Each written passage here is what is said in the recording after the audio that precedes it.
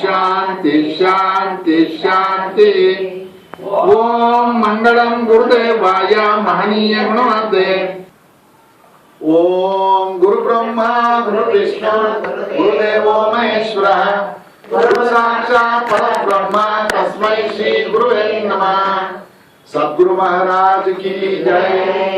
सद्गुरु श्री ज्योतिर्मयानंद सरस्वती स्वामी महाराज की जय. ज्ञान ज्योति परमानंद सरस्वती महामाता की जय. गजलक्ष्मी माता की जय. सिद्धारूढ़ स्वामी महाराज की जय. राजाधिराज श्री रामचंद्र महाराज की जय. जय हर नमः पार्वती पते. हर हर महादेव. ಹರಿ ಗುರು ಚರಣಗಳಿಗೆ ವಂದಿಸುತ್ತಾ ಓಂಕಾರ ಸ್ವರೂಪನಾಗಿ ಸರ್ವರಲ್ಲಿಯೂ ಸರ್ವಾಂತರ್ಯಾಮಿಯಾಗಿ ರಾರಾಜುತ್ತಿರುವ ಆ ಪರಬ್ರಹ್ಮ ವಸ್ತುವಿಗೆ ವಂದಿಸುತ್ತಾ 12ನೇ ದಿನದ ಗೀತಾ ಅರ್ಥದ ಶ್ರವಣವನ್ನು ಮುಂದುವರಿಸೋಣ. ಅರ್ಜುನನಿಗೆ ಸಮಾಧಾನವನ್ನು ಮಾಡುತ್ತಾ ಯುದ್ಧ ಮಾಡ್ಬೇಕಾ ಬೇಡವಾ ಅನ್ನೋದ್ರ ಬಗ್ಗೆ ತಿಳುವಳಿಕೆಯನ್ನು ಹೇಳ್ತಾ ಸಾಂಖ್ಯ ಜ್ಞಾನ ಕರ್ಮಯೋಗ ಇತ್ಯಾದಿಗಳನ್ನ ವಿವರವಾಗಿ ತಿಳಿಸ್ತಾ ಇಲ್ಲಿ 5ನೇ ಅಧ್ಯಾಯದಲ್ಲೂ ಕೂಡ ಆ ಯೋಗದ ಮಾರ್ಗವನ್ನೇ ಆಧಾರವಾಗಿಟ್ಕೊಂಡು ಕರ್ಮ ಸನ್ಯಾಸ ಯೋಗ, ಕರ್ಮನ ಯಾವ ರೀತಿ ಮಾಡಬೇಕು ಯಾವ ರೀತಿ ಮಾಡಬಾರ್ದು ಅನ್ನೋ ಒಂದು ಪ್ರಶ್ನೆ ಅರ್ಜುನ ಕೇಳಿದಾಗ ಯಾವ ರೀತಿ ಕರ್ಮ ಅನುಷ್ಠಾನ ಮಾಡಬೇಕು ಅನ್ನೋದನ್ನ ವಿವರವಾಗಿ ಹೇಳ್ತಾ ಕರ್ಮನ ಮಾಡತಕ್ಕಂತ ಕರ್ಮ ಅಂತಂದ್ರೆ ಕೆಲಸ ಕಾರ್ಯಗಳು. ಕರ್ಮ ಅಂದ್ರೆ ಬೇರೆ ಅನ್ನೋ ಪದ ಅರ್ಥ ಮಾಡ್ಕೊಳ್ಳೋದು. ಕೆಲಸ ನಮ್ಮ ದೈನಂದಿನ ಕಾರ್ಯಗಳು ಕೆಲಸಗಳು ಎಲ್ಲ ಬಿಟ್ಬಿಡು ಅಂತ ಹೇಳಿದಾನ ಕೃಷ್ಣ ಪರಮಾತ್ಮ ಅರ್ಜುನನಿಗೆ, ಅಥವಾ ಯಾವೆಲ್ಲ ಮಾಡು ಅಂತ ಹೇಳಿದಾನ, ಏನ್ ಹೇಳಿದಾನೆ, ಮಾಡದ ರೀತಿ ನೀತಿನ ಹೇಳ್ಕೊಡ್ತಾ ಇದ್ದಾನೆ. ಪರಮಾತ್ಮನ ಸ್ಮರಣೆ ಮಾಡಬೇಕಾದ್ರೆ ಒಂದು ಯಾವ ರೀತಿ ನಾವು ಮನಸ್ಸನ್ನ ತೊಡಗಿಸ್ಕೊಬಹುದು ಅನ್ನೋದಕ್ಕೆ ನೋಡುವಾಗ, ಕೇಳುವಾಗ, ಮುಟ್ಟುವಾಗ, ಮೂಸುವಾಗ, ತಿನ್ನುವಾಗ, ನಡೆಯುವಾಗ, ನಿದ್ರಿಸುವಾಗ, ಉಸಿರು ಬಿಡುವಾಗ, ಮಾತನಾಡುವಾಗ, ಮಲಮೂತ್ರ ವಿಸರ್ಜಿಸುವಾಗ, ಉಸಿರು ತೆಗೆದುಕೊಳ್ಳುವಾಗ, ಕಣ್ಣು ತೆಗೆಯುವಾಗ, ಕಣ್ಣು ಮುಚ್ಚುವಾಗ ಇಂದ್ರಿಯಗಳು ತಮ್ಮ ತಮ್ಮ ವಿಷಯಗಳಲ್ಲಿ ವರ್ತಿಸುತ್ತಿವೆ. ಇಂದ್ರಿಯಗಳು ತಮ್ಮ ತಮ್ಮ ವಿಷಯಗಳಲ್ಲಿ ವರ್ತಿಸ್ತಾ ಇದ್ದಾವೆ. ಯಾವುದನ್ನು ನಾವು ನಿರ್ಬಂಧ ಮಾಡಕ್ ಆಗೋದಿಲ್ಲ. ಇಂದ್ರಿಯಗಳು ಅವುಗಳ ಕೆಲಸ ಅವು ಮಾಡ್ತಾ ಇರ್ಬೇಕಾಗತ್ತೆ. ಕಟ್ಟಿದ್ರೆ ಗಾಂಧಾರಿ ತರ ಆಗೋಗುತ್ತೆ. ಭಗವಂತ ಎಲ್ಲ ಅನುಕೂಲ ಕೊಟ್ಟಿದ್ರು ಅಮ್ಮ ಯಜಮಾನರಿಗೆ ಕಣ್ಣಿಲ್ವಲ್ಲ ಅಂತ ಜೀವನ ಪರ್ಯಂತ ಕಣ್ಣಿಗೆ ಬಟ್ಟೆಯನ್ನ ಕಟ್ಕೊಂಡು ಪ್ರೇರಿತ ಅಂಧತ್ವ, ಜನ್ಮತಃ ಅಂಧತ್ವ ಬೇರೆ, ಇದು ಪ್ರೇರಿತ ಅಂಧತ್ವ. ಯಜಮಾನರಿಗೆ ನೋಡ್ತಾ ಇರ್ತಕ್ಕಂಥ ಸೌಲಭ್ಯ ನನಗೂ ಬೇಡ ಅನ್ನೋ ಒಂದು ನಿರ್ಧಾರದಿಂದ ಆಕೆ ಆ ಕಣ್ಣನ್ನ ಕ್ಲೋಸ್ ಮಾಡ್ಕೊಂತಾರೆ. ಅಷ್ಟಕ್ಕೆ ವ್ಯವಹಾರ ನಿಲ್ಲುತ್ತಾ? ಕಣ್ ಕಟ್ಟಿದ ತಕ್ಷಣ ವ್ಯವಹಾರ ನಿಲ್ಲುತ್ತಾ? ಯಾವುದು ನಿಲ್ಲ. ದುರ್ಯೋಧನ ಏನೇನ್ ಆಡ್ಬೇಕೋ ಅದು ಕಣ್ಣು ಕಟ್ಟಿದ್ರಿಂದ ಒಂದು ಮಹಾ ತಪ್ಪು ಮಾಡುದು ಅಂತ ಒಂದು ಆರೋಪನೂ ಇದೆ ಮಹಾಭಾರತದಲ್ಲಿ.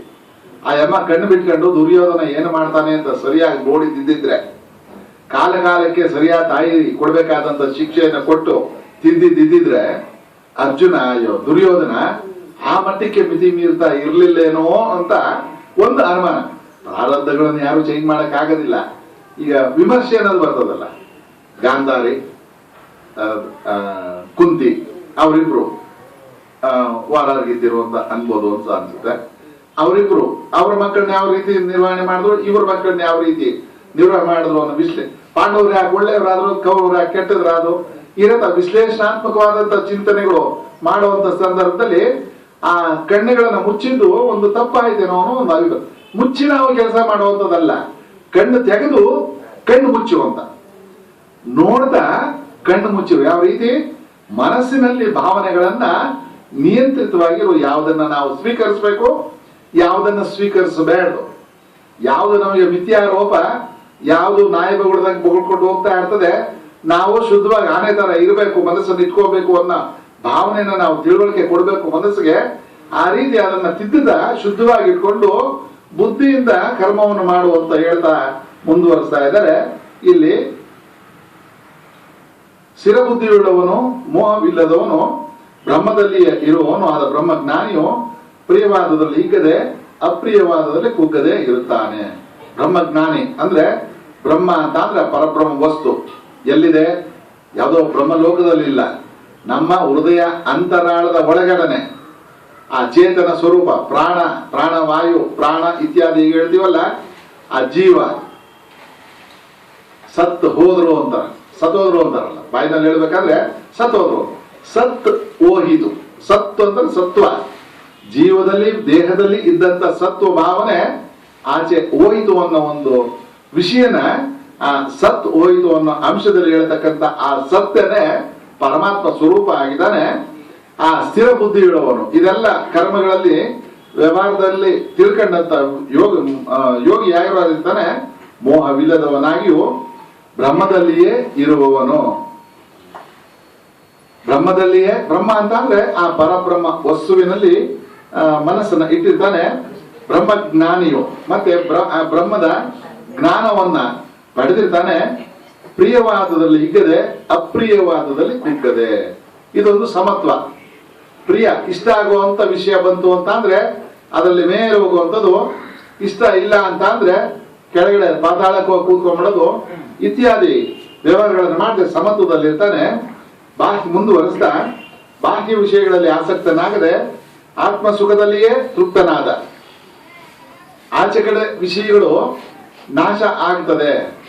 ಪ್ರಪಂಚ, ಪಂಚ ಅಂದ್ರೆ 5 ವಸ್ತುಗಳಿಂದ ಆಗಿರ್ತಕ್ಕಂಥ ವ್ಯವಹಾರಕ್ಕೆ ಪ್ರಪಂಚ ಅಂತ ಹೇಳ್ತಾರೆ. 5 ವಸ್ತುಗಳು ಯಾವುದು? ಪಂಚಭೂತಗಳು, ವಾಯು, ಗಾಳಿ, ಅಗ್ನಿ, ಆಕಾಶ ಇತ್ಯಾದಿಯಾಗಿ 5 ವಿಷಯಗಳಿಂದ ಪ್ರಪಂಚ ಆಗಿದೆ. ಅದಕ್ಕೆ ಪ್ರಪಂಚ 5 ವಿಷಯಗಳಿಂದ. ಆ ಬಾಹ್ಯ ವಿಷಯಗಳಲ್ಲಿ ಆಸಕ್ತನಾಗಿದೆ. ಅದ್ರದ್ದು ವಿಶೇಷ ಏನಂತ ಅಂದ್ರೆ ಆಚೆ ಕಡೆ ವಿಷಯಗಳು ಬದಲಾವಣೆ ಆಗ್ತಕ್ಕಂಥದ್ದು, ನಾಶ ಆಗ್ತಕ್ಕಂಥದ್ದು. ಇವತ್ತಿದ್ದಂಗೆ ನಾಳೆ ಇರೋದಿಲ್ಲ, ನಾಳೆ ಇದ್ದಂಗೆ ನಾಳಿದ್ದಿರೋದಿಲ್ಲ, ಬದಲಾವಣೆ ಆಗ್ತಾನೆ ಇರುತ್ತೆ. ಈ ಬಾಹ್ಯ ವಿಷಯಗಳಲ್ಲಿ ಆಸಕ್ತನಾಗದೆ ಇದರಲ್ಲಿ ಆಕರ್ಷಣೆಗೊಳ್ಳೋದಿಲ್ಲ. ಆತ್ಮ ಸುಖದಲ್ಲಿಯೇ ತೃಪ್ತನಾಗಿ ಒಳಗಡೆ ಇರ್ತಕ್ಕಂಥ ನಿಜವಾದಂತ ಜ್ಞಾನ ಸ್ವರೂಪ ಏನು ಹೇಳ್ತದೆ ಅದರಲ್ಲಿ ತೃಪ್ತನಾಗಿ ಬ್ರಹ್ಮಯೋಗದಿಂದ ಕೂಡಿ. ಬ್ರಹ್ಮ ಅಂತ ಅಂದ್ರೆ ಆ ಪರಬ್ರಹ್ಮ ವಸ್ತುವಿನಲ್ಲಿ ಮನಸ್ಸನ್ನ ನಿಲ್ಲಿಸ್ತಾ ಅಕ್ಷಯ ಸುಖವನ್ನು ಪಡೆಯುತ್ತಾನೆ. ಅಕ್ಷಯ ತೃತೀಯ ಅಂತ ಬಹಳ ಮುಖ್ಯವಾದಂತ ದಿನ, ಅದರಲ್ಲೂ ವಿಶೇಷವಾಗಿ ಹೆಣ್ಮಕ್ಳಿಗೆ ಅವತ್ತೊಂದು ಸ್ವಲ್ಪ ಚಿನ್ನನ ಬರುವಂಗ ಮಾಡ್ಕೊಬಹುದು. ಅದೊಂದು ಸಂದರ್ಭ. ಅಕ್ಷಯ, ಅಕ್ಷಯ ಅವತ್ತೇ ಯಾಕೆ ತಗೊಳೋದಕ್ಕೆ ವ್ಯವಸ್ಥೆ ಮಾಡಿದ್ದಾರೆ ಅಂತ ಅಂದ್ರೆ ಅವತ್ತು ತಗೊಂಡ್ರೆ ವೃದ್ಧಿ ಆಗ್ತಾ ಇರ್ತದೆ, ಕ್ಷಯ ಆಗೋದಿಲ್ಲ ಅನ್ನೋ ಒಂದು ತತ್ವನ ಇಟ್ಟಿದ್ದಾರೆ. ಇತ್ತೀಚೆಗಂತೂ ಒಡವೆ ಮಾರುವವರು ಅದನ್ನ ವಿಶೇಷವಾಗಿ ಪ್ರಚಾರಕ್ಕೆ ಕೊಟ್ಟು, ಒಡವೆ ಅಂಗಡಿ ದಿವಸ ಅವತ್ತು ನೋಡ್ಬೇಕು ಹೊಡೆದಾಟ, ಹಿಂದಿನ ದಿವಸನೇ ಬುಕ್ ಆಗೋಗಿರ್ತವೆ, ಅವತ್ತು ಬಿಲ್ ಸೆಟ್ಲ್ ಮಾಡಿ ಎತ್ಕೊಂಬರುವಂತ ಮಟ್ಟಕ್ಕೂ ಕೂಡ ಪ್ರಚಾರ ಪಡೆದಿರ್ತಕ್ಕಂಥದ್ದನ್ನ ನೋಡಿದ್ರೆ ಆ ದಿನದ ಮಹತ್ವ ಯಾವ ರೀತಿ. ಇವನು ಅದೇ ರೀತಿ ಅಕ್ಷಯ, ಆ ಪದ ಏನಕ್ಕೆ ತಗೊಂಡೆ ಅಂತ ಅಂದ್ರೆ ಅಕ್ಷಯ, ಆ ಪದಕ್ಕೆ ಅಕ್ಷಯ ತೃತೀಯ, ಅದು ಈ ಏಕಾದಶಿ, ದ್ವಾದಶಿ, ತೃತೀಯ ಅನ್ನೋದು ದಿನಗಳು ಬರ್ತವೆ.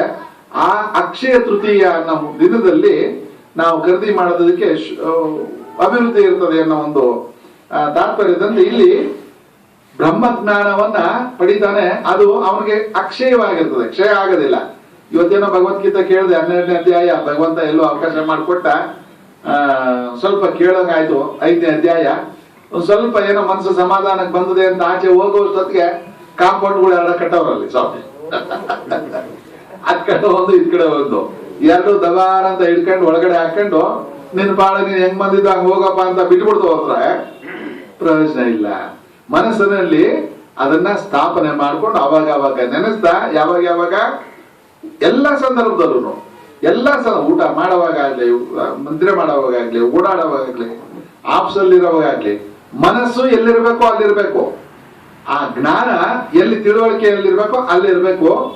2 ರೀತಿನಲ್ಲಿ ಚಿಂತನೆ ಮಾಡೋದನ್ನ ಇಲ್ಲಿ ಗೀತೆ ಆಗ್ಲಿ, ನಮ್ಗೆ DVG ಅವರ ಮಂಕುತಿಮ್ಮನ ಕಗ್ಗ ಆಗ್ಲಿ ಮನಸ್ಸಿನಲ್ಲಿ ಎರಡು ಕೋಣೆಗಳನ್ನ ಮಾಡು. ಒಂದು ಕೋಣೆಯಲ್ಲಿ ಪ್ರಪಂಚದ ವ್ಯವಹಾರವನ್ನು ಮಾಡು, ಇನ್ನೊಂದು ಕೋಣೆಯಲ್ಲಿ ಆ ಪರಮಾತ್ಮನಲ್ಲಿ ಮನಸ್ಸನ್ನು ನಿಲ್ಲಿಸಿ ನೆಮ್ಮದಿಯಿಂದಿರು ಅಂತ ಹೇಳೋದ್ರಿಂದ ಅಕ್ಷಯ ಸುಖವನ್ನು ಪಡೆಯುತ್ತಾನೆ. ವಿಷಯ ಇಂದ್ರಿಯಗಳ ಸಂಯೋಗದಿಂದ ಉಂಟಾದ ಭೋಗಗಳು ದುಃಖಕ್ಕೆ ಕಾರಣವಾಗುತ್ತವೆ ಮತ್ತು ಉತ್ಪತ್ತಿ ನಾಶ ಉಳ್ಳವುಗಳಾಗವೆ. ಜ್ಞಾನಿಯು ಅವುಗಳಲ್ಲಿ ರಮಿಸುವುದಿಲ್ಲ. ಇದೊಂದು ಮನದಟ್ಟು ಮಾಡ್ಕೊಂತಾನೆ, ಮನದಟ್ಟು ಮಾಡ್ಕೊಂಡಿದ್ದಾನೆ. ಮನದಟ್ಟು ಮಾಡ್ಕೊಂತ ಅರ್ಜುನನಿಗೆ ಹೇಳ್ತಾ ಇದ್ದಾನೆ, ನಮಗೂ ಮನದಟ್ಟು ಮಾಡ್ಕೊಳ್ಳಿ ಅಂತ ಪದೇ ಪದೇ ಒತ್ತಿ ಒತ್ತಿ ಹೇಳ್ತಾ ಇದ್ದಾರೆ. ಏನು? ವಿಷಯ ಮತ್ತೆ ಇಂದ್ರಿಯಗಳ ಸುಖ. ವಿಷಯ ಮತ್ತೆ ಇಂದ್ರಿಯ. ವಿಷಯ ಅಂತ ಅಂದ್ರೆ ವಸ್ತು, ಯಾವ್ದಾದ್ರೂ ಆಗಿರ್ಬೋದು, ತಿನ್ನೋ ವಸ್ತು ಆಗಿರ್ಬೋದು, ತೊಟ್ಕೊಳೋಂಥ ವಸ್ತು ಆಗಿರ್ಬೋದು, ಸಂಪಾದನೆ ಮಾಡುವಂತ ವಸ್ತು ಆಗಿರ್ಬೋದು, ಅವೆಲ್ಲ ವಿಷಯಗಳೇ. ನೋಡುವಂತ ವಸ್ತು ಆಗಿರ್ಬೋದು, ಬಹಳ ಚೆನ್ನಾಗಿದೆ ಅಂತ ಮನಸ್ಸಿಗೆ ಆಕರ್ಷಣೆ ಆಗುವಂತ ಸನ್ನಿವೇಶ, ಸಂದರ್ಭಗಳು, ವ್ಯಕ್ತಿಗಳು ಆಗಿರ್ಬೋದು, ಅವೆಲ್ಲ ಶಾಶ್ವತವಾಗಿ ಅಲ್ಲೇ ಇರ್ತದ. ಅದನ್ನೇ ನೋಡ್ಕೊಂಡು ಕೂತ್ಕೊಳಕ್ಕಾಗತ್ತಾ? ಇಲ್ಲಲ್ಲ, ಅದು ಬದಲಾವಣೆ ಆಗುತ್ತೆ. ವರ್ಷಗಳು ದಿನಗಳು ಕಳೆದ ಹಾಗೆ ಅದರದ್ದು ಸ್ವರೂಪನು ಬದಲಾಗ್ತಾ ಹೋಗುತ್ತದೆ. ಇದನ್ನ ಅರ್ಥ ಮಾಡಿಕೊಂಡು ಅವುಗಳ ಭೋಗಗಳು ದುಃಖಕ್ಕೆ ಕಾರಣವಾಗುತ್ತವೆ. ಅದರಿಂದ ಬಿದ್ದು ಹೋದ್ರೆ ನಾವು ದುಃಖ ಕಟ್ಟಿಟ್ಟ ಬುತ್ತಿ ಅನ್ನೋದನ್ನ ಮನಸ್ಸಿಗೆ ಮನದಟ್ಟು ಮಾಡಿ ಹಂಗಂತ ಎಲ್ಲ ಬಿಟ್ಬಿಡುವಂತನ ಇಲ್ಲ. ಅತಿಯಾಗಿ ಅದರಿಂದ ಓಡಬೇಡ, ಅತಿ ಬೇಡ, ಎಲ್ಲೂನು ಮಿತಿಯಲ್ಲಿ ಇರಲಿ ಅನ್ನೋ ರೀತಿಯಲ್ಲಿ ಹೇಳ್ತಾ ಉತ್ಪತ್ತಿ ನಾಶ ಉಳ್ಳವುಗಳಾಗಿವೆ ಎಂದು ತಿಳಿದು ಜ್ಞಾನಿಯು ಅವುಗಳಲ್ಲಿ ರಮಿಸುವುದಿಲ್ಲ. ಅದ್ರ ಬಗ್ಗೆ ವಿಶೇಷವಾಗಿ ಎದ್ದು ಬಿದ್ದು ಓಡುವಂತ ಕಾರ್ಯಕ್ರಮ ಹಾಕೊಳ್ಳೋದಿಲ್ಲ. ಬದುಕಿರುವಾಗಲೇ ಕಾಮ ಕ್ರೋಧಾದಿಗಳಿಂದ ಉಂಟಾದ ವೇಗವನ್ನು ಸಹಿಸಿಕೊಳ್ಳುತ್ತಾನೋ ಅವನೇ ಯೋಗಿ. ಪುಣ್ಯ ಅಥವಾ ನಮಗೆ ಬರ್ತಕ್ಕಂಥ ಜ್ಞಾನ ಯಾವುದೋ ಲೋಕದಲ್ಲಿ ಬರ್ತದೆ, 7 ಜನ್ಮದಲ್ಲಿ ಬರ್ತದೆ, ಮುಂದಲ್ ತಲೆಗೆ ಬರ್ತದೆ, ಇತ್ಯಾದಿ ಇತ್ಯಾದಿ ಅಲ್ಲಿ ಹೇಳಿಲ್ಲ ಭಗವದ್ಗೀತೆ. ಎಲ್ಲಿ ಹೇಳಿದೆ? ಬದುಕಿರುವಾಗಲೇ. ಇವತ್ತು ನಾವು ಗೀತೆನ ಕೇಳಿದ್ರೆ ಇವತ್ತೇ, ಈಗಲೇ, ಈ ಕ್ಷಣದಲ್ಲೇ ಮನಸ್ಸಿಗೆ ನೆಮ್ಮದಿ, ಬೇರೆ ಯಾವಾಗಲೂ ಅಲ್ಲ. ಇವೆಲ್ಲ ಗಮನಿಸಬೇಕಾದಂತ ಮುಖ್ಯವಾದಂತ ಪದಗಳು ಗೀತೆನಲ್ಲಿ. ಬದುಕಿರುವಾಗಲೇ ಕಾಮ ಕ್ರೋಧಾದಿ ವಿಷಯಗಳಿಂದ ಉಂಟಾದ, ಬದುಕಿರುವಾಗಲೇ ನಮಗೆ ಯಾವಾಗ ಮನಸ್ಸು ಅತೃಪ್ತವಾಗುತ್ತೆ, ಮನಸ್ಸು ದುಗುಡಿಕೆ ಒಳಗಾಗುತ್ತೆ, ಮನಸ್ಸು ಅಯ್ಯೋ ಕುಯ್ಯೋ ಮರೋ ಅಂತ ಪಡ್ಕೊಳುತ್ತೆ, ಡಿಪ್ರೆಷನ್ಗೆ ಹೋಗುತ್ತೆ. ಅದು ಯಾವಾಗ ಕಾಮ ಮತ್ತೆ ಕ್ರೋಧಗಳಿಂದ. ಏನೋ ಬೇಕು ಅನ್ಕಂತೀವಿ, ಪ್ರಮೋಷನ್ ಬೇಕಾಗಿತ್ತು, ಅಥವಾ ಯಾವುದೋ ಒಂದು ಬೇಕಾದಂತ ವಸ್ತು, ಆಭರಣ ಆಗಿರೋದು, ಬಟ್ಟೆ ಆಗಿರೋದು ಬೇಕೇ ಬೇಕು ಅಂತ ಅನ್ಕೊಂಡಿರ್ತೀವಿ, ಸಿಗ್ಲಿಲ್ಲ, ಕ್ರೋಧ ಮಾಡ್ತೀನಿ, ನನಗೆ ತೃಪ್ತಿ ಕೊಡ್ಲಿಲ್ಲ, ನೀನು ತೃಪ್ತಿಯಾಗಿರೋದು ಬೇಡ, ಮನೆ ಅಥವಾ ಆಗೋಯ್ತು, ವಾತಾವರಣ ಡಿಸ್ಟರ್ಬ್ ಆಗ್ತದೆ. ಈ ತರ ಕಾಮ ಕ್ರೋಧಗಳಿಂದ ಉಂಟಾದ ವೇಗವನ್ನು, ಈ ಮನಸ್ಸಿನಲ್ಲಿ ವೇಗ ಬರ್ತಾನೆ ಇರ್ತದೆ. ಕಾಮ 3ನೇ ಅಧ್ಯಾಯದ 22ನೇ ಶ್ಲೋಕದಲ್ಲಿ ಹೇಳಿದ್ರಲ್ಲ, ನನಗೆಲ್ಲ ಗೊತ್ತಿದ್ರು ಇದ್ದಕ್ಕಿದ್ದಂಗೆ ಮನಸ್ಸಿನಲ್ಲಿ ಆ ಕಾಮ ಅನ್ನೋದು ಉತ್ಪತ್ತಿ ಆಗ್ತಾ, ಅಂದ್ರೆ ಆಸೆ ಅನ್ನೋದು ಉತ್ಪತ್ತಿ ಆಗ್ತಾ ಇರ್ತದೆ. ಯಾಕೆ ಅಂತ ಅರ್ಜುನನ ಪ್ರಶ್ನೆಗೆ ಇಲ್ಲಿ ಹೇಳ್ತಾ, ಅದು ಬರೋದು ಸಹಜ, ಅದು ಸಹಿಸಿಕೊಳ್ಳಬೇಕಾಗುತ್ತದೆ. ಅದನ್ನ ಬುದ್ಧಿಯಿಂದ ನೀನು ಅದನ್ನ ಗ್ರಹಿಸ್ತಾ ಚಿಂತನೆ ಮಾಡ್ತಾ, ಬುದ್ಧಿ ಅನ್ನೋದು ತಕ್ಕಡಿ, ಯಾವ್ದು ಒಳ್ಳೇದು ಯಾವ್ದು ಕೆಟ್ಟದ್ದು ಅಂತ ನಿರ್ಣಯ ಕೊಡ್ತಾ ಇರ್ತದೆ. ಅದರಲ್ಲಿ ಚಿಂತೆ ಮಾಡ್ತಾ ಒಳ್ಳೇದನ್ನ ಮಾತ್ರ ಆರಿಸ್ಕೊಂಡು ಬಾಕಿದನ್ನ ಸ್ವಲ್ಪ ತಡಿ ಅಂತ ಅದಕ್ಕೆ ಸ್ವಲ್ಪ ವಿಶ್ರಾಂತಿಯನ್ನು ಕೊಡ್ತಕ್ಕಂತ ಅವನಿಗೆ ಏನ್ ಹೇಳ್ತಾರೆ? ಯೋಗಿ. ಅವನೇ ಸುಖಿ, ಅವನು ಸುಖವಾಗಿರ್ತಾನೆ. ಯಾವಾಗ ನಾವು ದ್ವೇಷ ಅನ್ನೋದನ್ನ ಮನಸ್ಸಲ್ಲಿ ಬೆಳೆಸ್ಕೊಳೋದಿಲ್ಲ, ಸುಖವಾಗಿರ್ತಾನೆ. ದ್ವೇಷ ನಾವು ಕಟ್ಕೊಡ್ತದೆ, ಮಕ್ಕ ಕೆಟ್ಟೋಗುತ್ತೆ. ಆತ್ಮನಲ್ಲಿಯೇ ಸುಖಿಸುವವನು ಇವನು ಯಾವ್ದ್ರ ಸುಖ ಪಡ್ತಾನೆ? ಆತ್ಮನಲ್ಲಿ, ಪರಮಾತ್ಮನಲ್ಲಿ. ನನ್ನ ಪರಬ್ರಹ್ಮ ವಸ್ತುವಿಗೆ ಬದಲಾವಣೆ ಇಲ್ಲ, ಅದಕ್ಕೆ ಹುಟ್ಟಿಲ್ಲ, ಸಾವಿಲ್ಲ, ಬೆಳ್ಳಗಾಗಲ್ಲ, ಉದುರೋಗಲ್ಲ, ಇತಿಯಾದಂತ ಅಂಶಗಳನ್ನ ಗಮನಿಸಿ ಅದರಲ್ಲೇ ಸುಖವಾಗಿರ್ತಾನೆ, ಆತ್ಮನಲ್ಲಿಯೇ ರಮಿಸುತ್ತಾನೆ. ಒಂದು ಕ್ಷಣ ಸಮಯ ಸಿಕ್ಕಿದಾಗ ಆ ಮನಸ್ಸಿನಲ್ಲಿ ಅದನ್ನ ಆತ್ಮದ ಚಿಂತನೆ, ಆ ಗುರುಗಳು ಕೊಟ್ಟಿರ್ತಕ್ಕಂಥ ವಾಕ್ಯದ ಸ್ಮರಣೆಯ ಮೂಲಕ ಆದ್ರೂ ಆಗ್ಬೋದು, ಓಂಕಾರದ ಮೂಲಕ ಆದ್ರೂ ಆಗ್ಬೋದು, ಯಾವುದೋ ಒಂದು ನಮಗೆ ಯಾವ್ದು ಮನಸ್ಸಿಗೆ ಇಷ್ಟ ಆಗಿರ್ತದೋ ಅದ್ರ ಮೂಲಕ ಆ ಪರಮಾತ್ಮನಲ್ಲಿ ರಮಿಸುವಂತ ಕೆಲಸ. ರಮಿಸುವುದು 2-3 ಸಂದರ್ಭಗಳಲ್ಲಿ ಈ ರಮಿಸುವಂತ ಪದಗಳನ್ನ ಬಳಸ್ತೀವಿ. ಮಕ್ಕಳನ್ನ ಸಾಕಿ ಅದನ್ನು ಮುದ್ದಾಗಿ ಮಲಗಿಸ್ಬೇಕಾದಾಗ ಒಂದು ಹಾಡುವನ್ನ ಪದ ಹೇಳಿದಾಗ ಸುಲಭ ಮಲಗುತ್ತೆ, ಅಥವಾ ತೊಟ್ಲಲ್ಲಿ ಹಾಕಿ ತೂಗಿದಾಗ ಅದರಲ್ಲೇ ಅದು ಆನಂದ ಪಡ್ತಾ ರಮಿಸ್ತಾ ಮಲಿಕೊಡುತ್ತೆ. ಆ ಮನಸ್ಸಿಗೆ ರಮಿಸ್ಬೇಕಾದಾಗ, ಮನಸ್ಸು ರಮಿಸ್ಬೇಕಾದಾಗ ಅದಕ್ಕೊಂದು ವಸ್ತು ಬೇಕಾಗುತ್ತೆ. ಅದಕ್ಕೆ ಮಂತ್ರ ಆದ್ರೂ ಆಗ್ಬೋದು, ನಾಮಸ್ಮರಣೆ ಆದ್ರೂ ಆಗ್ಬೋದು, ಏಕಾಗ್ರತೆ ಆದ್ರೂ ಆಗ್ಬೋದು. ಅದ್ರ ಮೂಲಕ ಆತ್ಮನಲ್ಲಿಯೇ ರಮಿಸುತ್ತಾ ಆತ್ಮನಲ್ಲಿಯೇ ಪ್ರಕಾಶವುಳ್ಳ ಯೋಗಿಯು ಆ ಆತ್ಮ ಜ್ಞಾನದಲ್ಲೇ ಪ್ರಕಾಶವುಳ್ಳವನಾಗಿ ಬ್ರಹ್ಮ ಸ್ವರೂಪ ಮುಕ್ತಿಯನ್ನು ಹೊಂದುತ್ತಾನೆ. ಬದುಕಿದ್ದಾಗಲೇ, ಯಾವಾಗಲೂ ಅಲ್ಲ. ಬೆಳಗ್ಗೆ ಅವನ ಜೀವನ ನಿರ್ವಹಣದಲ್ಲಿ ಮನಸ್ಸನ್ನ ಈ ಏಕಾಗ್ರತೆಯಲ್ಲಿ ನಿರ್ವಹಿಸ್ತಾ ಇರ್ತಾನೆ. ಪಾಪರಹಿತರು, ಸಂಶಯಾತ್ಮರು, ಜಿತೇಂದ್ರಿಯರು, ಸರ್ವಭೂತಗಳ ಹಿತದಲ್ಲಿ ನಿರತರಾದ ಋಷಿಗಳು ಬ್ರಹ್ಮ ನಿರ್ವಾಣವನ್ನು ಪಡೆಯುತ್ತಾರೆ. ಬ್ರಹ್ಮ ನಿರ್ವಾಣ, ಈ ಪರಬ್ರಹ್ಮ ವಸ್ತುವಿನಿಂದನೂ ನಿರ್ವಾಣ ಪಡೆದು ಆ ಏಕಾಗ್ರದಲ್ಲಿ ಮನಸ್ಸು ನಿಲ್ಲಿಸ್ತಾರೆ. ಯಾರು ಅಂತ ಅಂದ್ರೆ ಪಾಪರಹಿತರು. ಈ ತರ ಚಿಂತನೆಗಳು ಮಾಡಬಹುದಾಗ ಪಾಪಗಳು ಕಡಿಮೆ ಆಗ್ತಾ ಹೋಗ್ತವೆ. ಸಂಶಯ ರಹಿತರು, ಅಡ್ಗೋಡೆ ಮೇಲೆ ಮನಸ್ಸನ್ನು ಇಟ್ಕೊಂಡು ವ್ಯವಹಾರ ಮಾಡ್ತಕ್ಕಂಥವ್ರಲ್ಲ, ಸ್ಥಿರವಾಗಿ ಖಚಿತವಾಗಿ ನಂಬಿ ವ್ಯವಹಾರ ಮಾಡ್ತಕ್ಕಂಥ ಮನಸ್ಸು ಇರ್ತಕ್ಕಂಥವ್ರು ಜಿತೇಂದ್ರಿಯರು. ಇದು ಪದ ಆಗಾಗ ಬಳಸನೇ ಇರ್ತಾರೆ. ಜಿತ್ ಅಂದ್ರೆ ಗೆಲ್ಲದು, ಜಿತ್ ಅಂತ ಈ ಕುಸ್ತಿನಲ್ಲಿ ಬಳಸ್ತಾರೆ. ಜೀತ್ ಹೋಗಯ, ಹಾರು ಹೋಗಯ ಅಂತ. ಜೀತ್ ಅಂತ ಅಂದ್ರೆ ಗೆದ್ದ ಅಂತ. ಇಲ್ಲಿ ಯಾವ ನಮಗೆ ನಾವು ಯಾವ್ದ ಮೇಲೆ ನಮ್ ಗೆದೆ ಕೇಳ್ತಾ ಇದ್ದಾರೆ? ಇಂದ್ರಿಯಗಳ ಮೇಲೆ. ನಮ್ಮನ್ನ ಆಚೆ ಕಡೆ ಎಳ್ಕೊಂಡು ಹೋಗ್ತಕ್ಕಂತ ವೈರಿಗಳು, ಶತ್ರುಗಳು ಅಥವಾ ನಮ್ಮನ್ನ ಅಗ್ಗಗಳು ಎಳ್ದು ಆಚೆ ಎಳ್ಕೊಂಡು ಹೋಗುವಂತ ವಸ್ತುಗಳು ಯಾವ್ಯಾವ ಅಂತ ಅಂದ್ರೆ ಇಂದ್ರಿಯಗಳು. ಆ ಇಂದ್ರಿಯಗಳನ್ನ ಜೀತ್ ಅಂತ ಅಂದ್ರೆ ಕಂಟ್ರೋಲ್ ಇಟ್ಕೊಂಡಿರ್ತಾನೆ ಸರ್ವಭೂತಗಳ ಹಿತದಲ್ಲಿ. ಮತ್ತೆ ನಾ ಒಬ್ಬನೇ ಸುಖವಾಗಿರ್ತಾನೆ, ಪ್ರಪಂಚ ಹೆಂಗಾದ್ರೂ ಹೋಗ್ಲಿ, ಯಾರೇ ಎಲ್ಲಾದ್ರೂ ಹೋಗ್ಲಿ ಅಂತಲ್ಲ, ಎಲ್ಲಾರ ಸರ್ವೇ ಜನ ಸುಖಿನೋ ಭವಂತು ಅನ್ನೋ ಮನೋಭಾವದಲ್ಲಿ ಜೀವನ ನಡೆಸ್ತಾ ಇರ್ತಾನೆ. ಇವನು ಹೇಳ್ತಾರೆ ಅಂತಾರೆ ಋಷಿ. ಜಟೆ ಕಟ್ಕೊಂಡು ಜಟಾಧಾರಿಯಾಗಿ ಒಳ್ಳೆ ಗಡ್ಡ ಗಿಡ್ಡ ಬಿಟ್ಕೊಂಡು, ಇವಾಗ ಹುಡುಗರು ಅದೇ ಸ್ಟೈಲ್ ಆಗೋಗಿದೆ, ಗಡ್ಡ ಬಿಡೋದೇ ಒಂದು ಸ್ಟೈಲು. ಅವಾಗ ನೀಟಾಗಿ ಶೇವ್ ಮಾಡ್ಕೊಂಡಿದ್ರೆ ಬೈಯೋರು, ಏನೇ ಆಯ್ತು 3 ದಿವಸ ಆಗಿದೆ, ಯಾರೋ ಕಳಿಸಿ ನನ್ನ ತರ ಮಗ ಇಟ್ಕೊಂಡು ಕೂತಿದ್ಯಲ್ಲ, ಹೋಗಿ ಶೋ ಮಾಡ್ಕೊಂಡ್ ಹೋಗ ಅಂತ. ಈಗ ಗಡ್ಡ ಬಿಡೋದೇ ಒಂದು ಏನೋ ಯಾಕೆ ಬಿಟ್ಕೊಂಡಿದ್ದಲ್ಲಪ್ಪ, ಯಾರು ಗೊತ್ತಾಗಲ್ಲ, ಸುಮ್ಮನೆ ಇದ ಫ್ಯಾಷನ್. ಅವನು ಋಷಿನ, ಗಡ್ಡ ಬಿಡೋದು ಇವರೆಲ್ಲ ಋಷಿ ಅಲ್ಲ. ಋಷಿ ಯಾರು ಅಂತ ಅಂದ್ರೆ ಪಾಪ ರಹಿತನಾಗಿರ್ತಕ್ಕಂಥವನು, ಸಂಶಯ ರಹಿತನಾಗಿರ್ತಕ್ಕಂಥವನು, ಇಂದ್ರಿಯಗಳನ್ನು ನಿಯಂತ್ರಣ ಮಾಡ್ಕೊಂಡಿರ್ತಕ್ಕಂಥವನು, ಸರ್ವಭೂತಗಳ ಹಿತದಲ್ಲಿ ಎಲ್ಲರಲ್ಲೂ ಸಮತ್ವ ಭಾವನೆ ಇಟ್ಕೊಂಡಿರ್ತಕ್ಕಂಥವನು ಋಷಿ ಆಗಿರ್ತಾನೆ. ಅವನಿಗೆ ಪ್ರಾಪ್ತವಾಗದಂತ ಒಂದು ಸ್ಥಾನ ಆದ್ರೂ ಯಾವುದು ಅಂತ ಅಂದ್ರೆ ಬ್ರಹ್ಮ ನಿರ್ವಾಣವನ್ನು ಪಡೆಯುತ್ತಾನೆ. ಬ್ರಹ್ಮದಲ್ಲಿ ಅವನ ಸ್ಥಾನವನ್ನು ಪಡೆಯುತ್ತಾನೆ. ಕಾಮ ಕ್ರೋಧಗಳಿಂದ ಬಿಡುಗಡೆ ಹೊಂದಿದವರು, ಮನಸ್ಸನ್ನು ವಶದಲ್ಲಿಟ್ಟುಕೊಂಡಿರುವವರು, ಆತ್ಮನನ್ನು ತಿಳಿದುಕೊಂಡಿರುವವರು ಆದ ಯತಿಗಳು ಬ್ರಹ್ಮ ನಿರ್ವಾಣ ಪಡೆಯುತ್ತಾರೆ. ಬ್ರಹ್ಮ ನಿರ್ವಾಣ ಪಡಿಬೇಕಾದಂತ ಯತಿಗಳಿಗೆ ವಿವರಣೆ ಕೊಡ್ತಾ ಹೋಗ್ತಾ ಇದ್ರೆ, ಕಾಮ ಕ್ರೋಧಗಳಿಂದ ಬಿಟ್ಟಿರ್ತಾರೆ, ಮನಸ್ಸನ್ನು ವಶದಲ್ಲಿ ಇಟ್ಟುಕೊಂಡಿರ್ತಾರೆ. ಆ ಮೊದಲೇ ಹೇಳಿದಂತ 3 ಅಂಶಗಳಿಗೆ ಇಂದ್ರಿಯಗಳನ್ನ ನಿಯಂತ್ರಣ ಮಾಡ್ಕೊಳ್ಬೇಕು, ಮತ್ತೆ ಸಂಶಯ ರಹಿತರಾಗಿರ್ಬೇಕು, ಪಾಪ ರಹಿತರಾಗಿರ್ಬೇಕು ಅನ್ನೋದು ಮುಂದುವರೆಸ್ತಾ ಮನಸ್ಸನ್ನು ವಶದಲ್ಲಿಟ್ಟುಕೊಂಡವರು, ಆತ್ಮನನ್ನು ತಿಳಿದುಕೊಂಡಿರುವವರು. ಆತ್ಮ ಅಂದ್ರೇನು, ಪರಮಾತ್ಮ ಅಂದ್ರೆ ಏನು, ಈ ಅಂಶನ ತಿಳ್ಕೊಂಡಿರ್ತಕ್ಕ. ಅದೆಲ್ಲಿ ತಿಳಿತದೆ ಅಂತ ಅಂದ್ರೆ ಶಾಸ್ತ್ರಗಳಲ್ಲಿ. ಗೀತೆ ಸರ್ವ ಉತ್ತಮವಾದಂತ ಉತ್ಕೃಷ್ಟವಾದಂತ ನಮಗೆ ಎಲ್ಲಾ ಮಾಹಿತಿಗಳನ್ನು ಸಂಕ್ಷಿಪ್ತವಾಗಿ ಕೊಡ್ತಕ್ಕಂತ ಅಂಶ ಗೀತೆ. ಇದು 5ನೇ ವೇದ ಅಂತ ಹೇಳ್ತಾರೆ. ಯಾಕೆ ಇಲ್ಲಿ ಆಶ್ರಮದಲ್ಲಿ ಧನುರ್ಮಾಸದಲ್ಲಿ ಗೀತೆನೇ ಶ್ರವಣ ಮಾಡ್ಲಿಕ್ಕೆ ಇಟ್ಟಿದ್ದಾರೆ.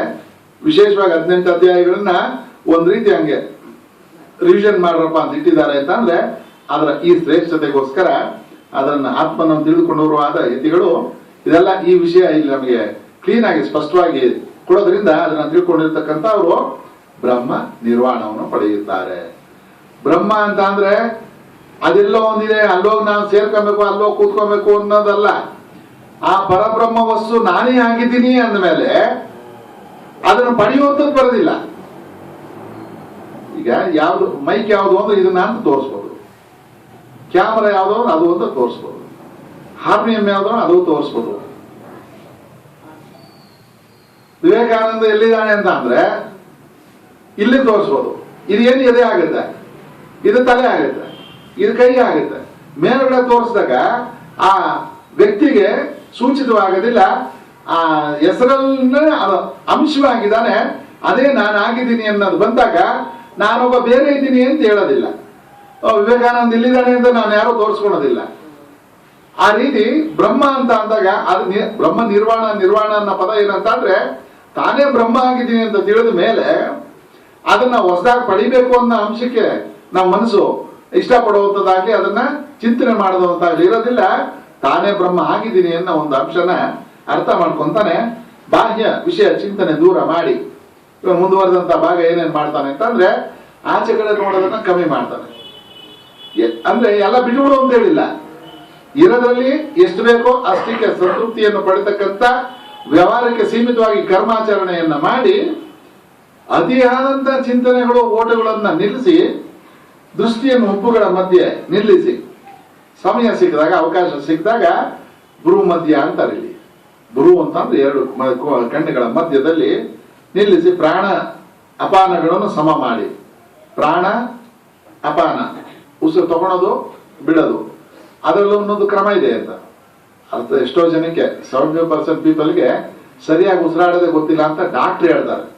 ನಾವೆಲ್ಲ ಇದು ಗೀತನಲ್ಲಿ ಅದು ಯಾರೋ ಇದು ಮಾಡಿರ್ತಕ್ಕಂಥ ಸಣ್ಣ ಪುಟ್ಟ ಆರೋಪ ಅಲ್ಲ. ಉಸಿರಾಟ ಮಾಡೋದ್ರಲ್ಲೂ ಒಂದು ಲೆಕ್ಕಾಚಾರ ಇದೆ. ಎಷ್ಟು ಉಸಿರು ತಗೋತೀವೋ ಅಷ್ಟು ಉಸಿರನ್ನ ಅದೇ ರೀತಿಯಲ್ಲಿ ಬಿಡಬೇಕು. ಅದನ್ನ ಹೇಳ್ಕೊಳ್ತಕ್ಕಂಥ ಪ್ರಾಣಾಯಾಮ ಅಂತಾರೆ. ಪ್ರಾಣಾಯಾಮ ಯಾಮ ಅಂತ ಅಂದ್ರೆ ನಡೆಯತಕ್ಕಂಥದ್ದು ಯಾವುದು ಪ್ರಾಣನ ಯಾವ ರೀತಿ ನಾವು ಉಸಿರಾಟನ ನಿಯಂತ್ರಣ ಮಾಡ್ಕೊಳ್ಬೇಕು ಅನ್ನೋದನ್ನ ಹೇಳ್ಕೊಡ್ತಕ್ಕಂಥದ್ದೇನೆ ಪ್ರಾಣಾಯಾಮ ಅನ್ನೋ ಒಂದು ಅಂಶದಲ್ಲೇನೆ ಶಾಸ್ತ್ರದಲ್ಲಿ ಕೊಟ್ಟಿದೆ. ಅದೆಲ್ಲ ಎಲ್ಲೋ ಬಂದಿಲ್ಲ, ನಮ್ಮ ಶಾಸ್ತ್ರದಲ್ಲಿ ಬಂದಿದೆ. ಆ ಪ್ರಾಣ ಅಪಾನಗಳನ್ನ ಸಮವಾಗಿ ಇಟ್ಕೊಂಡು ಉಸಿರು ಬಿಡೋದನ್ನ ಉಸಿರು ತಗೊಳೋದನ್ನ ಸಮವಾಗಿ ಇಟ್ಕೊಳ್ತಕ್ಕಂಥವನು ಇಂದ್ರಿಯ ಮನೋಬುದ್ಧಿಗಳನ್ನು ನಿಗ್ರಹಿಸಿರುವ ಇಂದ್ರಿಯ ಮನಸ್ಸು ಬುದ್ಧಿ ಇವು ಮೂರು ನಮ್ಮನ್ನ ಎಳಿತಕ್ಕಂಥ ಮೂರು ಹಗ್ಗಗಳು. ಕುದುರೆ ಹೋಗ್ಬೇಕಾದ್ರೆ ಅದಕ್ಕೆ ಲಗಾಮು ಹಾಕಿ ಇಟ್ಕೊಂಡಿರ್ತಾರಲ್ಲ, ಕುದುರೆಗೆ ಅಲ್ಲಿ ಲಗಾಮ ಹಾಕಿ ಮಡಗಿದ್ದಾರೆ. ಆ ಲಗಾಮ್ ಅಂತ ಅಂದ್ರೆ ಈಗ ಎಲ್ಲಿ ಲಗಾಮು ಕುದುರೆ ನಾವು ನೋಡೋಕೆ ಇವಾಗ ಅವಕಾಶನೇ ಇಲ್ಲ. ಸುಲಭವಾಗಿ ಊಹಿಸ್ಕೊಳೋದಕ್ಕಂತ ಲಗಾಮು ಅಂತ ಅಂದ್ರೆ ಸ್ಟೇರಿಂಗು. ವಾಹನ ಎಲ್ಲ ನೋಡಿರ್ತೀವಿ, 2 ಚಕ್ರ ಆಗಿದ್ರು 4 ಚಕ್ರ, ಅದಕ್ಕೊಂದು ಚಕ್ರ ಇದೆ, ಹ್ಯಾಂಡಲ್ ಇದೆ. ಅದನ್ನ ನಿಯಂತ್ರಣದಲ್ಲಿ ಇಟ್ಕೊಂಡ್ರೆ ಬ್ಯಾಲೆನ್ಸು. ಅದು ಕೈ ತಪ್ಪಿತು ಅಂತ ಅಂದ್ರೆ ಎಲ್ಲ ಮೊನ್ನೆ ಆಂಧ್ರದಲ್ಲಿ 100 ಅಡಿ ಆಳಕ್ಕೆ ಬಸ್ ಬಿದ್ದು 31-32 ಜನ ತೀರೋದ್ರು ಅನ್ನೋದು ಪೇಪರಲ್ಲಿ ಹಾಕಿದ್ರು. ಎಷ್ಟು ಪಾಪ ಅವ್ರು ಏನೇನೋ ಆಸೆಗಳು ಇಟ್ಕೊಂಡು ಹೋಗ್ತಾ ಇದ್ರು. ಆ ಡ್ರೈವರ್ಗೆ ನಿದ್ದೆ ಬಂದಿತ್ತಂತೆ. ಅವ್ರೇನಾಗುತ್ತೆ ಪಾಪ ಶ್ರಮ ಪಡಬೇಕು ಅನ್ನೋ ದೃಷ್ಟಿಯಿಂದ ನಿದ್ದೆಗಳು ಕೆಟ್ಟು ಕೆಲಸ ಮಾಡ್ತಾ ಇರ್ತಾರೆ. ಆದ್ರೂ ಆ ಇಂದ್ರಿಯ ತಡಿಯಕ್ ಆಗೋದಿಲ್ಲ, ಎಳೆದು ಬಿಡ್ತದೆ. ಅವನ್ನೆಲ್ಲ ಮಲಿಕಂತೀನಿ ಅಂತ ಕಂಡಕ್ಟರ್ ಕೊಟ್ಟು ಅವ್ನು ಓಡ್ಸಕ್ಕೆ ಅವನಿಗೆ ನಿಯಂತ್ರಣ ಸಿಕ್ಕಿಲ್ಲ. ದೊಡ್ಡ ಬ್ರಿಡ್ಜ್ ಮೇಲೆ ಬರ್ತಾ ಇದೆ, 100 ಅಡಿ ಎತ್ತದ ಬ್ರಿಡ್ಜ್ ಮೇಲೆ ನಿಯಂತ್ರಣ ತಪ್ಪಿ ತೊಂದರೆ ಆಯ್ತು. ಇದೆಲ್ಲ ಯಾವ್ದ್ರಿಂದ ಆಯ್ತು? ಮನಸ್ಸು. ಅವನು ಡ್ರೈವರು ಆ ಮನಸ್ಸಿನ ದೌರ್ಬಲ್ಯಕ್ಕೆ ಒಳಗಾಗಿ ಒಂಚೂರು ಯಾಮಾರಿದೆ. ಅವ್ರಿಬ್ರು ಹೊಟ್ಟೋಗೋರು ಪಾಪ ಜೊತೆನಲ್ಲಿ. ಅದು ನೋಡ್ದೆ ಏನೇನಾಗಿದೆ. ಅವ್ರೇನಾದ್ರು ಅವರೂ ಇಲ್ಲ, ಆ 30 ಜನನೂ ಇಲ್ಲ. ಅನರ್ಥ. ನಾನು ಆಕ್ಸಿಡೆಂಟ್ ಇಲ್ಲಿ ನೆನ್ಪು ಮಾಡ್ಕೊಳಕ್ ಹೇಳ್ತಾ ಇಲ್ಲ.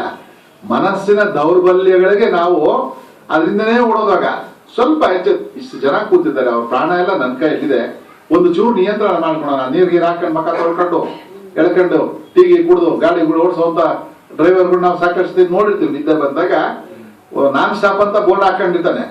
ಎಲ್ಲೋ ಗಲ್ಲಿನಲ್ಲಿ ನಿಲ್ಸ್ಬಿಟ್ಟು ಡ್ರೈವರು ವಿಶ್ರಾಂತಿ ತಗೊಳ್ಳೋ ಪ್ರಯತ್ನ ಪಡ್ತಾ ಇರ್ತಾನೆ. ಯಾಕಪ್ಪ ಅಂತ ಅಂದ್ರೆ ಅವನ ಮನಸ್ಸನ್ನ ಅವನು ಆ ಇಂದ್ರಿಯ ನಿದ್ದೆ ಈಗ ಜಾರ್ತಕ್ಕಂಥ ಮನಸ್ಸನ್ನ ಇಂದ್ರಿಯ ವಶಕ್ಕೆ ತಗೊಳ್ಬೇಕಾದ್ರೆ ಇವೆಲ್ಲ ಸರ್ಕಸ್ ಮಾಡಬೇಕಾಗತ್ತೆ.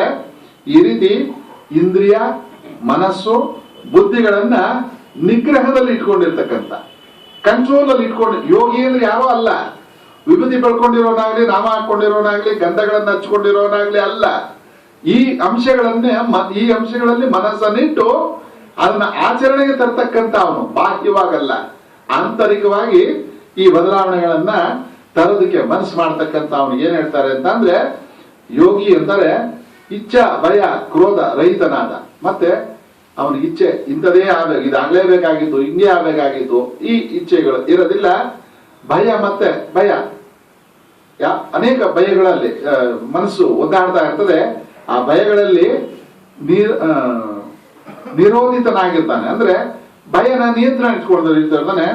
ಕ್ರೋಧ ಕೋಪ ಅದನ್ನು ನಿಯಂತ್ರಣದಲ್ಲಿ ಇಟ್ಕೊಂಡಿರ್ತಾನೆ. ಇಂಥವ್ರು ಏನ್ ಹೇಳ್ತಾರೆ? ಮೋಕ್ಷ ಪಾರಾಯಣನು. ಪಾರಾಯಣ ಮಾಡೋದು, ಭಗವದ್ಗೀತೆ ಪಾರಾಯಣ, ಮತ್ತೆ ಗುರುಗಳ ಧಾಮಸ್ಮರಣೆ ಪಾರಾಯಣ, ಇವೆಲ್ಲ ಪಾರಾಯಣ ಮಾಡೋ ರೀತಿಯಲ್ಲಿ ಇವನು ಇವೆಲ್ಲ ಈ ಅಂಶಗಳನ್ನ ಮನಸ್ಸಿನಲ್ಲಿ ಯಾವಾಗಲೂ ನೆನೆಸ್ಕೊಳ್ತಾ ಇರ್ತಾನೆ. ಯಾವಾಗ ಭಗವದ್ಗೀತೆ ಓದವ ಮಾತ್ರ ಅಲ್ಲ, ಈ ಮುನಿ ಅಥವಾ ಋಷಿ ಅಂತ ಅವನ ಮನಸ್ಸಿನಲ್ಲಿ, ಮುನಿ ಅಂದ್ರೆ ಯಾರೋ ಅಲ್ಲ, ಭಗವದ್ಗೀತೆ ಕೇಳ್ತಾ ಇರೋ ನಮ್ಗೆ ಹೇಳ್ತಾ ಇರೋದು. ಅರ್ಜುನನಿಗೆ ಆಗೋಯ್ತು, ಹೇಳಿದ್ದಾಗೋಯ್ತು, ಪಾಸು ಆಗೋಯ್ತು, ಅವನು ಕಥೆ ಮುಗಿದೋಯ್ತು 5000 ವರ್ಷಗಳ ಹಿಂದೆ. ಇಲ್ಲಿ ಗೀತೆನ ನಾವು ನಮಗೆ ಹೇಳ್ತಾ ಇದ್ದಾರೆ ಅಂತ ಕೇಳಿ ಅಂತ ಹಿರಿಯರು ಹೇಳಿದ್ದಾರೆ, ಅದರ ಅಂಶದಲ್ಲಿ ನಾವು ನೋಡ್ಬೇಕು ಅಂತ ಹೇಳ್ತೀವಲ್ಲ. ನಾವು ಏನ್ ಮಾಡ್ಬೇಕು ಅಂತ ಅಂದ್ರೆ ಇದನ್ನ ಮನಸ್ಸಿನಲ್ಲಿ ಯಾವಾಗಲೂ ಪಾರಾಯಣ ಮಾಡ್ತಾ ಇರ್ಬೇಕು. ಗೀತಾ ಪಾರಾಯಣ ಮಾಡೋದು ಇದನ್ನ ನೆನ್ಸ್ಕೊಳೋದಕ್ಕೆ. ಗೀತಾ ಪಾರಾಯಣದಲ್ಲಿ ಅಂಶಗಳು ಹೇಳಿದ್ದಾರೆ ಏನು, ಮನಸ್ಸು ಭಯ ಕ್ರೋಧಗಳನ್ನ ಇಂದ್ರಿಯಗಳನ್ನ ನಿಯಂತ್ರಣದಲ್ಲಿ ಇಟ್ಕೋ, ವಿಷಯಗಳಿಂದ ಮನಸ್ಸನ್ನ ಹಿಂದಕ್ಕೆ ಎಳೆಗೊಳ್ಳುವಂತ ಅಭ್ಯಾಸನ ಇಟ್ಕೊಳ್ಳೋದನ್ನ ಪ್ರತಿ ಕ್ಷಣ ಪಾರಾಯಣ ಮನಸ್ಸಿಗೆ ಆಗ್ತಾ ಇರಬೇಕು. ದೇವ್ರ ಮನೇಲಿ ಕೂತ್ಕೊಂಡಾಗ ಮಾತ್ರ ಅಂತಲ್ಲ, ಯಾವುದೋ ಒಂದು ಸ್ಥಾನದಲ್ಲಿ ಮಾತ್ರ ಅಂತಲ್ಲ, ಆಫೀಸಲ್ಲಿರೋ ಹೇಳಿದ್ರಲ್ಲ, ಓಡಾಡುವಾಗ, ಕೂತಾಗ, ನಿಂತಾಗ, ಮಲಗುವಾಗ, ಮಲಮೂತ್ರ ವಿಸರ್ಜನೆ ಮಾಡುವಾಗ, ಅದು ಬಹಳ ನಮ್ಗೆ ಇಷ್ಟ ಇದ್ದಾರ ಕೆಲಸದಲ್ಲೆಲ್ಲ ಹೇಳಿದಾನ ಭಗವಂತ ಅಂದ್ರೆ ತಪ್ಪಾಗುತ್ತೆ. ಎಷ್ಟೋ ಸತಿ ಕೆಲವರು ತಿಳಿದವರು ಹೇಳ್ತಾ ಇರ್ತಾರೆ, ನಮಗೆ ಅನೇಕ ಸಮಸ್ಯೆಗಳಿಗೆ ನಿಜವಾದಂತ ನಮ್ಗೆ ತಿಳುವಳಿಕೆ ಅಥವಾ ಜ್ಞಾನ, ಅದಕ್ಕೆ ಪರಿಹಾರ ಸಿಗತಕ್ಕಂಥದ್ದು ಎಲ್ಲಪ್ಪ ಅಂತ ಅಂದ್ರೆ ಅಲ್ಲೇ ನೆಮ್ಮದಿ ಕೂತ್ಕೊಂಡು ಯೋಚನೆ ಮಾಡಕ ಇಲ್ಲ ಅಂದ್ರೆ ತಿಂತಾ ಇರ್ತಾರ, ಡಿಸ್ಟರ್ಬ್ ಅಲ್ಲ. ನಾನು ಉತ್ಪ್ರೇಕ್ಷೆಗೆ ಹೇಳ್ತಾ ಇಲ್ಲ, ವಾಸ್ತವಾಂಶ ಅಂದ್ರೆ ಯಾವುದು ಕಳಪೆ ಅಲ್ಲ, ಎಲ್ಲಾನು ಇಂದ್ರಿಯಗಳ ಕಾರ್ಯ ಹೊರ್ತೇವೋ ಅದು ಕಳಪೆ, ಇದು ಕಳಪೆ ಅಲ್ಲ ಅನ್ನೋ ಆ ಅಂಶದಲ್ಲೂ ಮರಿಬೇಡ ಅಂತ ಗೀತನಲ್ಲಿ ಬರೆದಿ ಹೇಳ್ತಾ ಇದ್ದಾರೆ.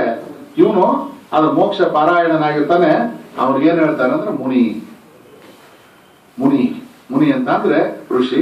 ಇದನ್ನ ಚಿಂತನೆ ಮಾಡ್ತಕ್ಕಂಥ ಅವನು ಯಜ್ಞ ತಪಸ್ಸುಗಳ ಭೋಕ್ತನು, ಸರ್ವಲೋಕ ಮಹೇಶ್ವರನು, ಸರ್ವ ಪ್ರಾಣಿಗಳ ಸೌಹೃದನು ಆದ ನನ್ನನ್ನು ಹೊರತಿಕೊಂಡು ಯೋಗಿಯು ಶಾಂತಿಯನ್ನು ಹೊಂದುತ್ತಾನೆ. ಇವೆಲ್ಲ ಅನ್ಸರ್ತಕ್ಕಂಥವ್ರು ಏನಪ್ಪ ಸಿಗುತ್ತೆ ಅಂತ ಅಂದ್ರೆ ಶಾಂತಿ. ಬೇಕಾಗಿರ್ತಕ್ಕಂಥದ್ದು ಮನಸ್ಸಿಗೆ ಶಾಂತಿ. ಅದೆಲ್ಲ ಸಿಗುತ್ತೆ ಅಂತ ಅಂದ್ರೆ ಶಾಸ್ತ್ರಗಳಲ್ಲಿ. ಶಾಸ್ತ್ರಗಳಲ್ಲಿ ಏನ್ ಹೇಳಿದೆ ಅಂತ ಅಂದ್ರೆ ಈ ರೀತಿ ಒಂದೊಂದು ಅಂಶವನ್ನು ಬಿಡಿಸಿ ಬಿಡಿಸಿ ಹೇಳಿದರೆ, ಕೂತ್ಕೊಂಡು ಅರ್ಥ ಮಾಡ್ಕೊಂಡು ಅದನ್ನ ಅನುಷ್ಠಾನ ಮಾಡಿ. ಅರ್ಥ ಮಾಡ್ಕೊಳ್ಳೋದು ಒಂದು ಅಂಶ ಆಯ್ತು, ಓ ನನ್ಗೆ ಅರ್ಥ ಆಗೋಯ್ತು ಬಿಡಿ ಅಂತ ಅಷ್ಟೇ ಬಿಟ್ರೆ ಆಗೋದಿಲ್ಲ. ಪ್ರತಿ ಕ್ಷಣ ಅದನ್ನ ಅನುಷ್ಠಾನ ಮಾಡ್ತಾ ಅಭ್ಯಾಸ ಮಾಡಬೇಕಾಗುತ್ತೆ. ಮುಂದೆ 6ನೇ ಅಧ್ಯಾಯ ಪ್ರಾರಂಭ ಆಗ್ತಾ ಇದೆ. ಇದರಲ್ಲಿ ಆತ್ಮ ಸಂಯಮ ಯೋಗ ಅಂತ. ಆತ್ಮ ಅಂತ ಅಂದ್ರೆ ಆ ಚೇತನ ಸ್ವರೂಪ, ಸಂಯಮ, ಯಮ ಅಂತ ಅಂದ್ರೆ ಓಡಾಟ, ಸಂಯಮ ಅಂತ ಅಂದ್ರೆ ಒಟ್ಟಾರೆಯಾಗಿ ಅದನ್ನ ನಿಯಂತ್ರಣದಲ್ಲಿಟ್ಕೊಳ್ತಕ್ಕಂಥದ್ದು. ಮನಸ್ಸಿನ ಓಡಾಟವನ್ನ ನಿಯಂತ್ರಣದಲ್ಲಿಟ್ಕೊಳ್ತ ಅನ್ನೋದಕ್ಕೆ ಆ ಮನಸ್ಸಿನ ಧ್ಯಾನ ಅಂತ ಹೇಳ್ತಾರೆ. ಅದಕ್ಕೆ ಪದ ಧ್ಯಾನ, ಆತ್ಮ ಸಂಯಮ ಯೋಗ. ಆ ಧ್ಯಾನದ ಬಗ್ಗೆ ಇಷ್ಟೆಲ್ಲ ಹೇಳಿ ವಿವರಣೆಗಳೆಲ್ಲ ಕರ್ಮಾಚರಣೆ, ಜ್ಞಾನಾಚರಣೆ, ಸಾಂಖ್ಯ ಯೋಗ ಇತ್ಯಾದಿ ವಿವರಗಳನ್ನೆಲ್ಲ, ಪ್ರಾಪಂಚಿಕ ವ್ಯವಹಾರಗಳನ್ನೆಲ್ಲ ಕೊಟ್ಟು ಮನಸ್ಸನ್ನ ನಿಯಂತ್ರಣದಲ್ಲಿ ಇಟ್ಕೊಬೇಕು. ಅದೇ ಯೋಗ, ಅದೇ ಸಿದ್ಧಿ ಅಂತೆಲ್ಲ ವಿವರಣೆಗಳು ಕೊಟ್ಟು ಆ ಮನಸ್ಸನ್ನ ನಿಯಂತ್ರಣದಲ್ಲಿ ಇಟ್ಕೊಳ್ಳೋ ರೀತಿ ನೀತಿಗಳಾದ್ರು ಹೇಗೆ ಅನ್ನೋದನ್ನ ಈ ಅಧ್ಯಾಯದಲ್ಲಿ ಪರಿಪೂರ್ಣವಾಗಿ ವಿವರಣೆವಾಗಿ ಹೇಳ್ತಾ ಹೋಗ್ತಾರೆ. ಕರ್ಮಫಲವನ್ನು ಭಗವಂತ ಮುಂದುವರಿಸ್ತಾ ಇದ್ದಾರೆ. ಕರ್ಮಫಲವನ್ನು ಆಶ್ರಯಿಸದೆ ಕರ್ತವ್ಯ ಕರ್ಮವನ್ನು ಮಾಡುವವನೇ ನಿಜವಾದ ಸನ್ಯಾಸಿ. ಕರ್ಮಫಲ, ಕರ್ಮ ಅಂತಂದ್ರೆ ಕೆಲಸಾಚರಣೆಗಳಲ್ಲಿ ಫಲ, ನಿರ್ದಿಷ್ಟವಾದಂತ ಒಂದು ಮುಕ್ತಾಯ. ಈಗ ನಾನು ಹಾಡ್ತಾ ಇದ್ದೀನಿ, ನನ್ನ ಹಾಡಿಗೆ ಎಲ್ಲಾರು ಇದೇ ರೀತಿ ಮೆಚ್ಚುಗೆ ಸೂಚಿಸ್ಬೇಕು ಅಂತ ಮೊದಲೇ ಅಂದ್ಕೊಂಡು ಕೂತ್ಕೊಳೋದು. ಅಲ್ಲಿ ಶ್ರುತಿ ಹಿಡಿದ ತಕ್ಷಣ ಅರ್ಧ ಮನೆ ಔಟ್ ಹೊಡೆದ್ರೆ ಹೋಯ್ತು, ಇನ್ನೂ ಅಭ್ಯಾಸ ಮಾಡಬೇಕಾಗಿತ್ತು ಯಜಮಾನರು ಅಂತ ಬಂದ್ಬಿಡ್ತದೆ. ಅದು ಗೊತ್ತಾಗೋದಿಲ್ಲ. ಮೊದಲೇ ಕರ್ಮಫಲಾಸಕ್ತಿಯಲ್ಲಿ ಆಸಕ್ತಿಯನ್ನು ಅದನ್ನ ಬಿಟ್ಟು ಕೂತಿದ್ದೀನಿ, ನಾಮಸ್ಮರಣೆಗೆ ಅಂತ ಕೂತಿದ್ದೀನಿ. ಭಗವಂತನ ನಾಮಸ್ಮರಣೆ ಅದ್ರಲ್ಲಿ ಏನಿದೆ, ಇದ್ರಲ್ಲಿ ಹೇಳಿರ್ತಕ್ಕಂಥ ಎಲ್ಲ ಅಂಶಗಳು ಅದರಲ್ಲಿದೆ. ಅರ್ಥ ಮಾಡ್ಕೊಂಡಾಗ ವೇದ್ಯವಾಗುತ್ತೆ. ಬರೀ ಗಿಣಿಪಾಠ ತರ ಓದಿದ್ರೆ ಯಾವುದೋ ನಾಮಸ್ಮರಣೆಗಳನ್ನ ಬರೀ ಗಿಣಿಪಾಠ ಆಗ್ತದೆ. ಅರ್ಥ ಮಾಡ್ಕೊಂಡು ಅದನ್ನ ಹೇಳಿದ್ರೆ, ಆಶ್ರಮದಲ್ಲಿ ಭಜನೆ ಮಾಡ್ತಕ್ಕಂಥ ರೀತಿ ನೀತಿಗಳನ್ನ ಗಮನಿಸ್ಬೋದು. ಎಲ್ಲಾ ಕಡೆ ಸ್ಟೇಜ್ ಯಾವ ತರ ಇಟ್ಟಿರ್ತಾರೆ, ಜನಗಳು ಹಿಂಗ್ ಕೂತಿರ್ತಾರೆ, ಅವ್ರಿಗೆ ಆಪೋಸಿಟ್ ಹಿಂಗಿಟ್ಟಿರ್ತಾರೆ. ಜನಗಳಿಗೆ ಎದುರಿಗೆ ಸ್ಟೇಜ್ ಇಟ್ಟಿರ್ತಾರೆ. ಸ್ವಾಮೀಜಿಯವರು ಇಲ್ಲಿ ಸ್ಥಾನ ಹೇಗಿಟ್ಟಿದ್ದಾರೆ, ಭಗವಂತನ ಕಡೆ ಇಟ್ಟಿದ್ದಾರೆ. ಜನಗಳನ್ನ ಹಿಂದೆ ಬಿಟ್ಟಿದ್ದಾರೆ. ಜನದ ಮೆಚ್ಚುಗೆಗೆ ಅಂತ ಅಲ್ಲಿ ಕಾರ್ಯಕ್ರಮ ಮಾಡಿ ಅಂತ ಹೇಳಿಲ್ಲ ಅವರು.